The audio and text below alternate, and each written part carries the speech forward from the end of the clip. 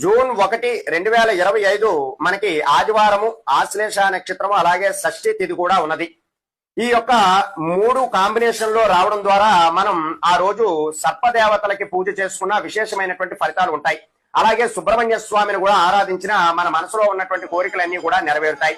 అయితే ప్రధానంగా సంతాన సమస్యలతో ఇబ్బంది పడుతున్న వారు గాని, వివాహ ఆటంక దోషాలు ఉన్నవారు గాని, రుణ బాధలు ఎక్కువగా ఉన్నవారు గాని, లేదా ఏదైనా భూమి కొనుగోలు చేయాలి లేదా అమ్మాలి అనేటటువంటి ఉద్దేశం ఉన్నవారు ఈ రోజునాడు సుబ్రహ్మణ్య స్వామి యొక్క దేవాలయమునకు వెళ్లి పంచామృతములతో అభిషేకం చేసిన చాలా మంచి ఫలితాలు అనేటటువంటివి మనకి కలుగుతాయి.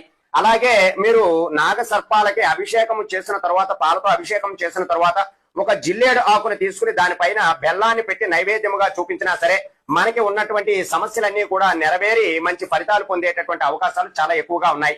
కాబట్టి ఆదివారము, షష్ఠి తిథి, ఆశ్లేష నక్షత్రముతో ఉన్నటువంటి ఈ రోజునాడు ప్రతి ఒక్కరూ కూడా